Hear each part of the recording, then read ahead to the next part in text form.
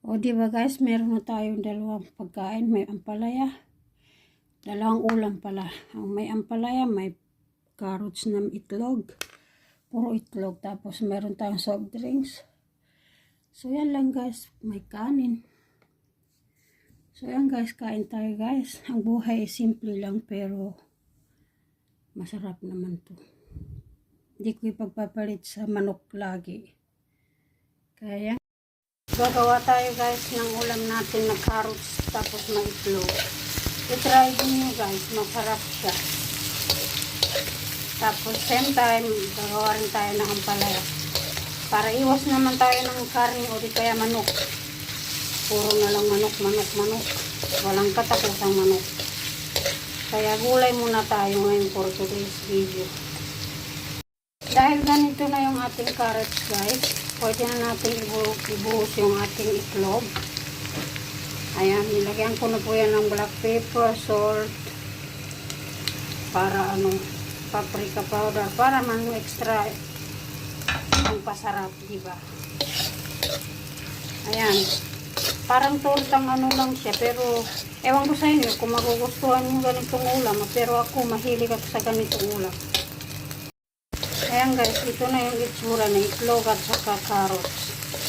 Tapos isunod na natin yung ating ampalaya. Hindi ko na ugasan yung aking kawali dito kasi malinis tayo eh.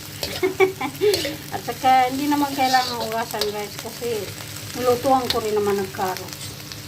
At sa ating ampalaya guys, naggigisa ako ng maliliit na sibuyas at saka bawang. Para masarap siya. Ganyan. Para ito sa ampalaya. Yung pagmamahal mo na mapait ba? Tulad ng pagmamahal na mapait. Sana all may hugot. Lalagay rin pala ako ng kamatis dito guys. Kasi masarap guys pag may kamatis yung ating ampalaya. Siyempre kailangan maduro muna ito. Ayan guys, tips ko lang sa mga tao na hindi pa nakasubok nito na maglagay ng kamatis sa ampalaya. Masarap po siya guys. Subukan lang yun. Wala naman nawawala.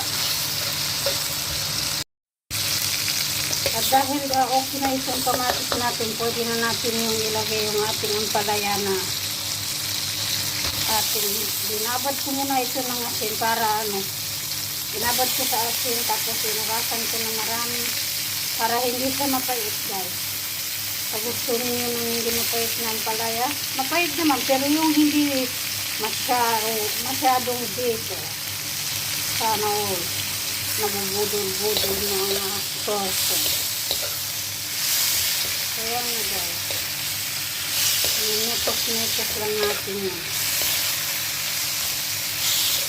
hanggang maluto ng pala. Saka natin ilagay ang ating itlog.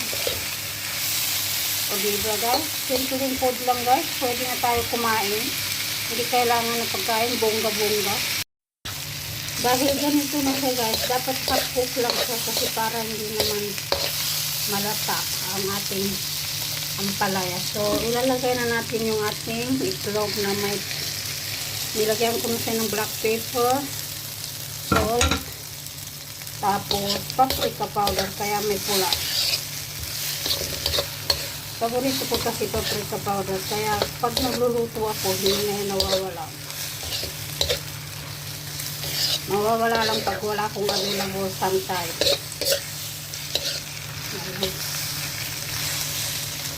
Alam niyo guys, pwede rin itong gawin salad na yung yung ampalaya, lagyan ng sibuyas, kamatis, pero hiwain mo naman nipis.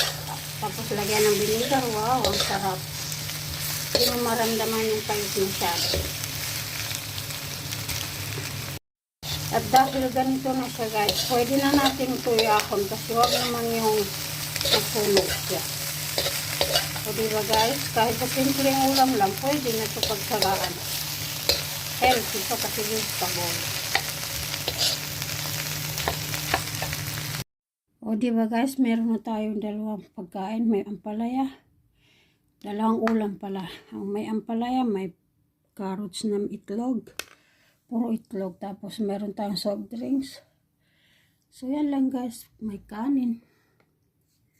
So yan guys, kain tayo guys. Ang buhay simple lang pero masarap naman to.